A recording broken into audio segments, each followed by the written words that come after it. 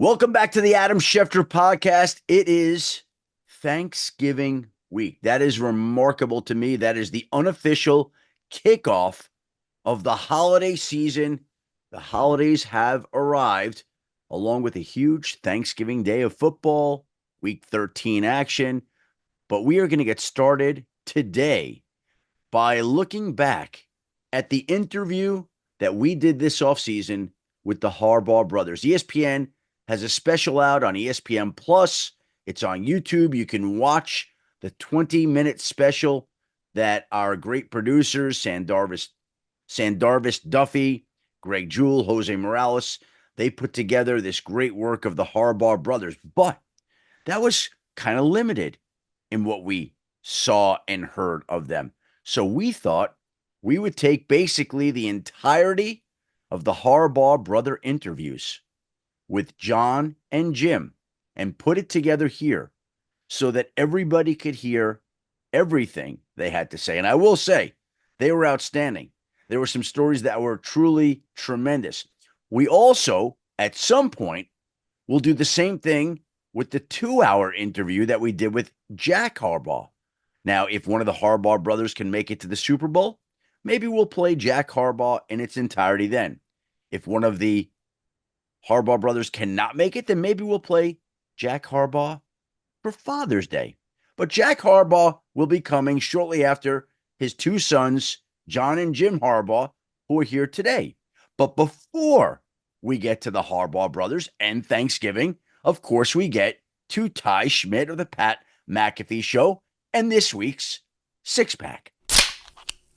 Shefty, it is. I mean, we talked about this last week. I cannot believe Thanksgiving is on Thursday. I mean, it feels like week one was just the other day, and now it's, getting prepped, all the food and everything, and trying to stay on top of everything else with a new baby. It's crazy. Time waits for no one. And I'll tell you this. I always say this, Ty. When we get to Thanksgiving, that's where the NFL season takes off in my mind. It really moves from that point. To me, there are some slow weeks leading up to Thanksgiving. It feels like the lull of the NFL season. You're past the trade deadline. You're not to the full-scale hunting season of head coaches and general managers. You're not in the real playoff chase. But after Thanksgiving, it goes real quick. It gets real meaningful real quick. And we're at that point of the schedule where right now, look, we're going to tape the Super Bowl podcast here in a couple of months. I'll say, can you believe this? It was just Thanksgiving. It was just Thanksgiving, and we snap our eyes, and it's the Super Bowl. That's how quick it's going to go from here to the first week in February in New Orleans. And it feels like teams have really declared themselves already. We have the haves. We have the have-nots. With that in mind, let's get to topic number one of the six-pack. Everyone wants to talk about the Lions, and rightfully so, with how dominant and how great they've been. But after Sunday night, this Eagles team, Shefty, I think they're a team everyone should be very, very afraid of.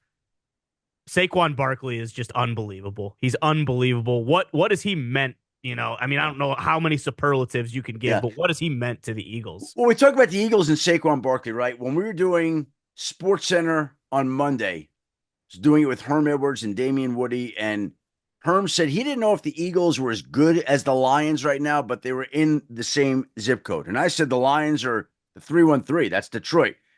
The Eagles right now are like 517 in Lansing because they're coming up real close on the Lions. And if you look at the numbers, the way it's gone, they've really outperformed Detroit in terms of outgaining, outscoring their opponents. And the Eagles seem to be getting better. They're doing the reverse Eagles thing of last year. Last year, they got worse as the year went on. This year, they're getting better as the year goes on. And the key is Saquon Barkley. I love all these people. Saquon Barkley, MVP.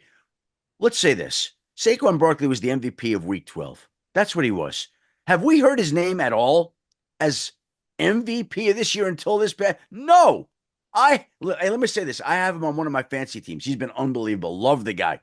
But there have been so many weeks where Jalen Hurts is carrying it in from the one because Saquon was put down at the one, I think, about 10 times this year. If he had scored all those touchdowns, we would be talking about him as MVP. But what happens is he does so much work oftentimes is stopped at the one. And Jalen Hurts gets the glory of the touchdown, which I think minimizes some of this MVP talk. Yes, Saquon Barkley is a worthwhile candidate. And yes, if he gets over 2,000 yards, he will become more a part of the conversation. But just because he gets over 2,000 yards doesn't mean he's going to be the MVP. Derrick Henry went over 2,000 yards. He didn't get any MVP consideration. But the longer this goes on and the more they win, the more we will talk about Saquon Barkley. And here's the thing I want to leave you with on Saquon Barkley.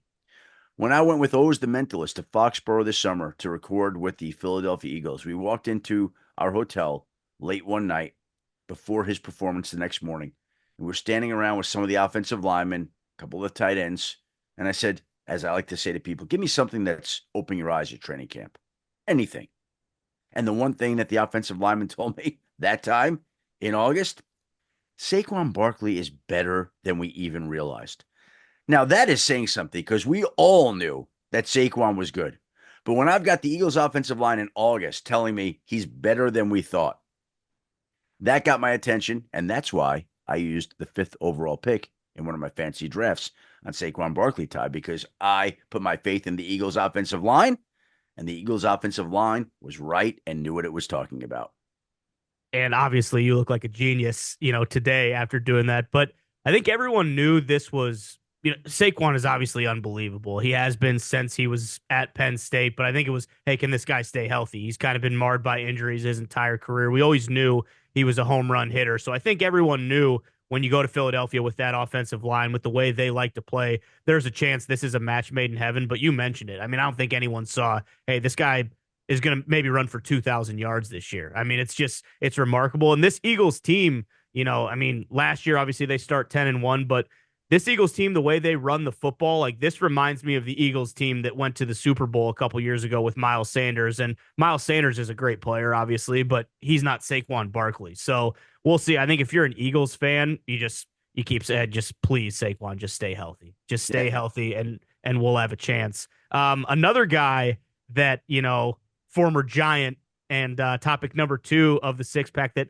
not as many people are talking about. I have a personal affinity for him because he does play for the Packers, but Xavier McKinney, Schefty, I mean, he has been another guy who's just unbelievable. And I mean, how did the Giants let both these guys get away? Well, here's the amazing part about Xavier McKinney. I don't think this has been mentioned, and I just thought of it just now.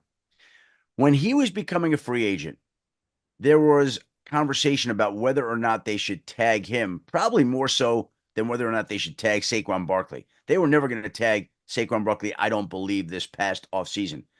Xavier McKinney was a legitimate conversation about whether to tag him. And the other part that's interesting is that one of the reasons that they were going to tag him or considered tagging him was because there was some concern within the organization that Xavier McKinney would wind up as a Philadelphia Eagle. There were people who thought that Xavier McKinney was going to be an Eagle there. Now, that's not what happened. They didn't tag him, and he wound up not going to Philadelphia, and he wound up going to Green Bay. And now we've got Saquon Barkley tearing it up in Philadelphia, and Xavier McKinney tied for the league lead in interceptions with 7, making plays all the time for the Green Bay Packers, lighting it up on defense and being the player that is worthy of what the Giants considered giving a franchise tag to. They didn't do it. And again, I just think back to that now. It came back to me as we're recording this. The Giants were concerned that Xavier McKinney was going to show up with the Eagles. Can you imagine if the Eagles had gotten Barkley and McKinney? No. But they didn't even make the run. They allocated their resources elsewhere. And now McKinney has become unbelievable on Green Bay's defense. And we'll get to watch him on Thanksgiving night against the Miami Dolphins. But Xavier McKinney is keying that defense and one of the big factors why that defense is significantly improved and why the Packers are going to be a playoff team this year. Could have been an Eagle. Wasn't. Yeah, no question. I mean, the Packers, they have a lot of first round picks, obviously, on that defense, but he has come in and kind of single-handedly changed the perception along with Jeff Halfley, obviously. But that was the big knock last year. They couldn't turn the ball over. And then, this season, I think they're either tied for the league lead in turnovers or they're in second place. I mean, it's just remarkable what he's done. The Packers have had some good, safeties and guys back there in the past, but as a Packers fan, it really does feel like, well, I haven't seen a guy play like this since Charles Woodson played on the Packers. Just a ball hawk. You know, if someone's thrown it in his area code, he's going to get hands on it, and it's been unbelievable. Another memorable performance, obviously, out of him against the Niners this week. But topic number 3, Shefty, perhaps no more memorable performance from Week 12 than Jameis Winston on Thursday night in Cleveland against the Steelers. What'd you think of that whole situation? Well, true story. True story. Thursday night, I settle in to watch the pregame show, and Kaylee Hartung is about to interview Jameis for the start of the game. And my wife had him be walking by. I go, honey, watch this guy. Just watch this guy. And she was like looking at the TV, mesmerized. Like, what is going on right here? Look at his eyes dancing all around. Look how he's behaving. She's like, is he real? I'm like, 100%. So the game goes on, and we see Jameis do what he did. And then the next morning, of course, there were more postings about Jameis. The Browns posted his pregame speech, which that was separate from the interview that he gave to Kaylee Hartung, in which he's firing up the guys. I texted that to my wife on Friday morning after she had seen the interview with him on Thursday night and was completely taken with this guy. And she goes, he doesn't seem real. He seems like someone pretending to be a football player in a movie. Now, granted, this is my wife who doesn't even pay attention to any of this and never heard of Jameis Winston before that night. I said, that's him. And she texted back, we live in such a cynical world. To see someone with such positive energy is amazing and almost unbelievable. And so I like to defer to my wife there for the insight on Jameis, because it's an outside perspective of somebody who has no idea who he is and couldn't believe who he was as he talked. And honestly, there are a few things each week that I love. And it just reminded me, actually, of somebody that I'd like to get on this podcast. I want to get on the guest, as a guest, the person who posts the Dan Campbell post-game Lions videos every week on social media. I want that person on this podcast. We have to figure out who that is and get that person next month. And I would like to get Jameis Winston because I love listening to him, and I love to see the pregame speeches that the Browns post on social media. He is unbelievable to watch. Now, his play, what someone once described to me, I'm like, why doesn't he play more? Why isn't he caught on as a starter? And somebody said to me about Jameis, and I thought this was very true, a coach. They said, with Jameis, there's a high degree of variance.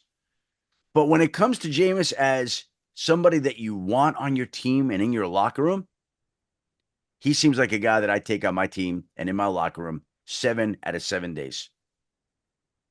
Yeah, I mean, he's in like your wife said, in a world where everyone is so cynical and it's very easy to be like, oh, well, this guy's fake. Like, this is bullshit. What he's saying is, I mean, he's so earnest and it's real, and it might be goofy and, you can poke fun at it, but he is unapologetically himself, which is incredibly refreshing.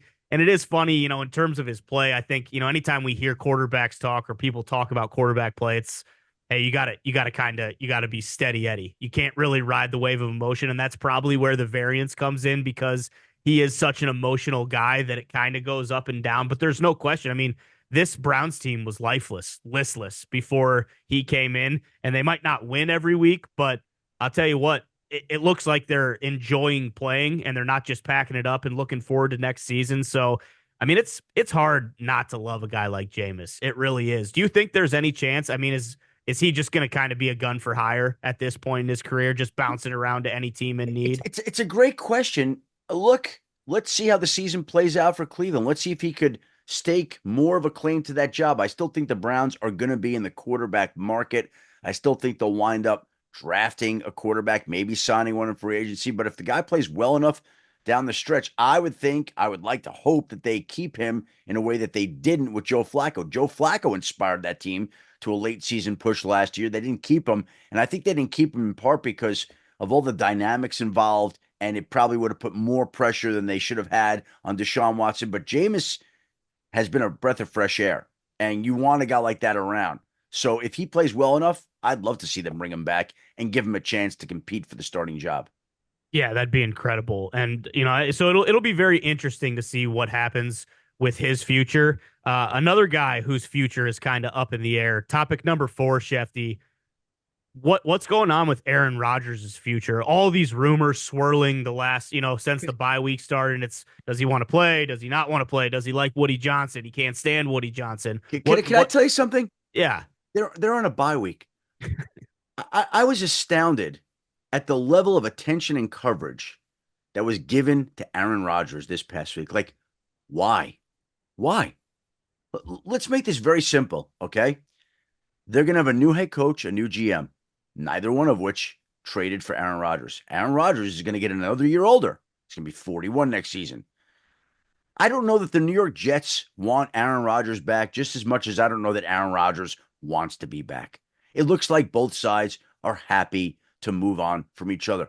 Why all this breathless coverage of Aaron Rodgers when there's 7 weeks to go? Like, did something happen that I missed over the, like, I don't get it. I must be missing something. I know we're talking about him here, but it's pretty simple. I don't need to know any more of the fact that his future in New York is at best up in the air, and both sides are likely moving on, barring something unexpected. Did I just summarize it? Can I spare us the next 7 weeks of Aaron Rodgers conversation that's going to occur every single week? And I'm sure at times I will chip into that. I got it. But there's really not a lot there, right now. No, there's not. And he'll come on Pat's show today, and we'll get, a little bit more of an idea of what's actually going on. But it's just amazing how one story comes out with sources who, he himself in the past has basically said, like, hey, listen, if it's not coming from me or someone close to me, then chances are it's not true. It's out there as clickbait, whatever. But as soon as one of these stories comes out, it immediately gets refuted by someone else. The other side, there's, well, actually, him and Woody Johnson are still, it is crazy. And I guess, I don't know, being closer to the situation, you would know better. I mean, can you just sum this up like, hey, this is the media circus that is the New York area and the Jets in general. But it is crazy that, their season's over. It is what it is. What do we do? By the way, let me say this to you. On Monday, I happened to be talking to somebody at the Jets, and they said to me, and this may have been as nice a thing as anybody has said to me this season. They said to me, you were the only person that didn't write about or talk about Aaron Rodgers this past weekend. And I said, that's about as nice a thing as anybody has said to me, that I didn't engage in that. So here we are doing it on the podcast, but doing it in a way in which I don't understand why it unfolded the way it did, why it's become a big story. Here's the story. Let's make it simple. Probably not going to be back in New York. Let's wait and see how it figures it out. Did I just sum it up in 2 sentences to spare us the next 7 weeks of Aaron Rodgers conversation? Thank you. Let's move on to topic number 5, Ty. Well said, Shefty. All right, so let's go from a team that, for whatever reason, everyone is talking about when they shouldn't be, to 2 teams that kind of everyone's sleeping on and quietly are really coming on here. The Bucs, who beat the hell out of the Giants on Sunday, and then the Dolphins, who, since Tua has come back, have looked like the playoff team we kind of expected them all to be. Okay, let's start with Miami, because I think this is interesting. I think Miami is making a playoff push here. Now, they play Thursday night in Green Bay. That is a tough matchup. We are recording this Tuesday morning, 8:30. I'm going to tell you right now, my prediction, and I may eat my words, Miami is going to be a tough out on Thursday night in the cold. Okay? I won't be surprised if Green Bay wins at all. But Miami is going to play a good game, and it's going to have a chance to win. We'll see in the end if the Dolphins can pull through. But I look at the Dolphins' schedule, and after this week, they come home for the Jets. They play at Houston. They're home for San Francisco, who doesn't scare anybody right now. At Cleveland, at the Jets. Very winnable schedule to run out on. Dolphins, I think, actually have a chance to make a playoff push, especially if they could find a way to win Thursday night in Green Bay, which will be very challenging, very difficult, but I think they are poised to make an unlikely playoff push. I don't know that it'll be enough, but I think they've got a chance to do it. And Tampa is the other one. This week, they play at Carolina. They then come home for Las Vegas. at the Chargers. That's a tough game. Before finishing at Dallas, home for Carolina, home for New Orleans. All I could say is Atlanta better have more than a 1 or 2 game lead on the Buccaneers going into the close of the season. Now, Atlanta has swept Tampa. So Tampa is going to have to finish a game ahead of the Falcons, which is not going to be easy to do. But Baker Mayfield is balling. Love watching that guy. He is on it right now. And I think the 2 teams to watch down the stretch here that people aren't talking about making playoff pushes are the Buccaneers and the Dolphins. And let's see how it plays out here in the next 7 or so weeks. Yeah, I completely agree. You look at that last playoff spot on the AFC side, it's pretty much at this point, it seems like it's going to come down to the Broncos, the Colts, who, are kind of just, it doesn't seem like they're going to be that team. And then the Finns. And like you said, since Tua's come back, it's a completely different team. If he's playing quarterback, they're good. They're good. Yeah. The problem was they didn't have Tua. But with Tua, they are a top AFC team. Without a doubt. A couple weeks ago, when I would have looked at that, even when we talked about it 2 weeks ago with the Thanksgiving slate, and, Tua was still kind of, he wasn't all the way back yet. It was like, okay, well, that game's going to stink. And all of a sudden, now that's the kind of the crown jewel of Thanksgiving. And as a Packers fan, it's like, wow, I don't want to see this Dolphins team right now. And then you mentioned it, the Bucs, they just getting Mike Evans back. I know that they're not in first place in that division, but it does kind of just feel like it's their division to have. I don't know if I completely trust the Falcons. And like you said, Baker is just a treat to watch. And you can tell those guys love him. Like, I agree. I think they're going to be a very tough out down the stretch. Let's watch them. Let's see if the Bucs and Dolphins can make that unlikely playoff push. Yeah, without a doubt. Okay, Schefty, let's move on to the sixth and final topic of the six-pack. The Har-Bowl last night. What'd you think? Great game. Great game. Yeah, you listen, I'm touting the Buccaneers and the Dolphins. I've also touted the Chargers because even though they lost Monday night, it would show that they still have work to do as a team.